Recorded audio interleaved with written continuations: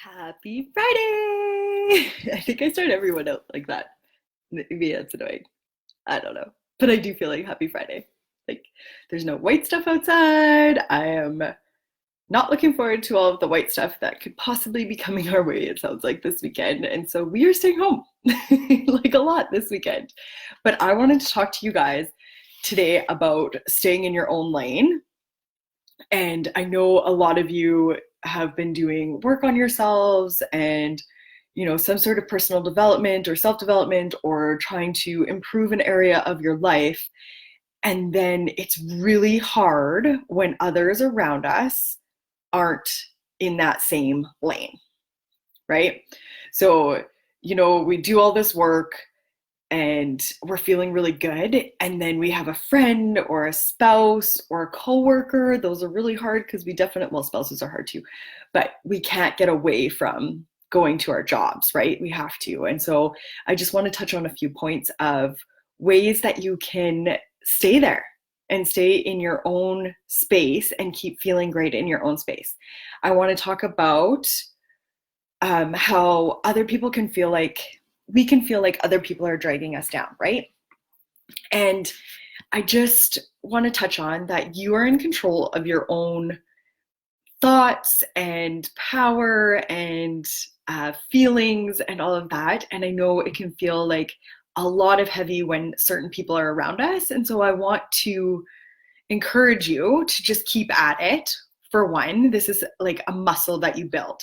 Just like when you're working out, you don't get like those super nice toned muscles right away in your arms. Like you have to work out for a little bit before you start to see the full improvement of that. And look at it as like a test, just like working out, of like, oh, that didn't affect me the same way today. So there's detachment. That's the biggest thing.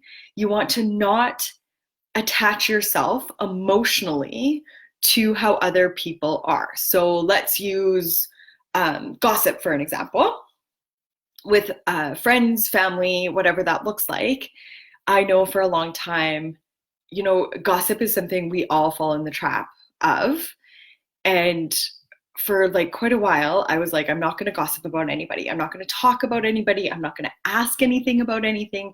And that took a little bit of time because that's sometimes how our groups are and how our relationships are is the big thing, because you're just used to talking that way in that form all the time. So you're like used to catching up on all the other things. And so I encourage you to think about when you are meeting with friends or your spouse comes in, not to engage in anything that's negative.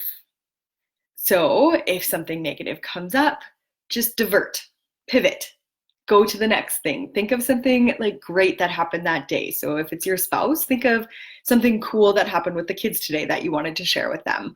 Or think of something great that happened at work that you can talk about instead, or a new project you have coming up, or something exciting that's going on in your life. Just kind of keep pivoting, and I promise over time, those people will start to pivot without you even having to be the main pivoter, if that makes any sense. But they will realize that you're not engaging, and it doesn't even have to be a conscious realization, and it doesn't have to be harsh. So we don't have to. Sometimes when we've worked hard on ourselves and we're in a really great space and then somebody else comes in that isn't, we want to kind of be snarky with them and be like, you're dragging me down. Your attitude sucks. And yeah, maybe their attitude does suck and maybe they are dragging you down. But you saying that to them is not going to make it better.